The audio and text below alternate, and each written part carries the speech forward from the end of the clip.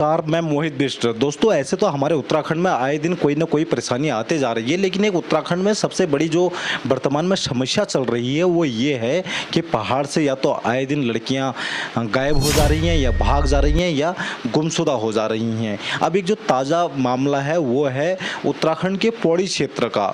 दरअसल यहाँ पर एक लड़की की शादी होने वाली थी और जो लड़की की शादी होने वाली थी वो उसकी दीदी के ससुराल यानी उसके जीजा के घर में होने वाली थी। तो सोमवार की रात को उसकी मेहंदी वाली रस्म निभाई गई और दूसरे दिन मंगलवार की सुबह जब सारे मेहमान उनके घर वाले उठे तो बोला कि दुल्हन को बुलाओ क्योंकि अब हल्दी वाली और अन्य रस्में निभाई जाने वाली हैं। तो जब दुल्हन के कमरे में गए तो दुल्हन गायब पाई गई। तो जिसके बाद में जितने उनके मेहमान आए हुए थे, जितने उनके रिश्तेदार आए हुए थे, उन सभी के मन में एक ही ख्याल आया कि हे प्रभु, हे हरिराम, हे कृष्ण जगन्नाथम, ये क्या हो गया, क्योंकि लड़की अपने कमरे में मौजूद ही नहीं थी। सब इस खबर को सुन के दंग रह गए, जिसके बाद में तमाम खोजबीन भी शुरू हुई। कोई ऊपर गया, कोई नीचे गया, कोई गांव में गया, तो जिसके बाद में लड़की का कोई पता नहीं चल पाया।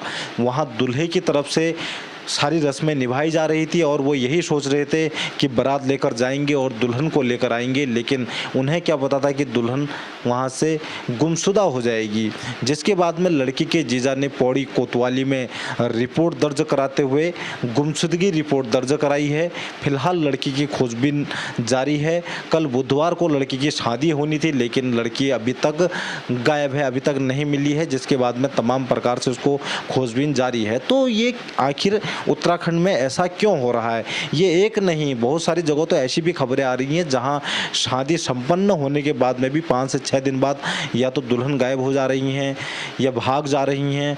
तो ये ऐसा क्यों हो रहा है? क्या संस्कारों में कमी रह गई या ऐसा चलन ही ऐसा चल गया, या आधुनिक युग में इतने आगे निकल चुके हैं जहाँ शादी जैसे पवित्र बंधन को भी अब तार तार कर रहे हैं लोग, उसे उसकी कोई मर्यादा नहीं रख रहे हैं, वो भी देवभूमि उत्तराखंड में। खासकर शहरी क्षेत्रों में तो ऐसा होते रहता था, लेकिन अब जो पहाड़ी क्षेत्रों में ऐसा हो रहा है, ये बड़ा चिंतनीय सवाल है।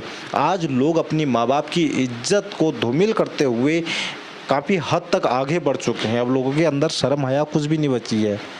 यही कारण है कि आए दिन ऐसी ऐसी घटनाएं होते जा रही हैं।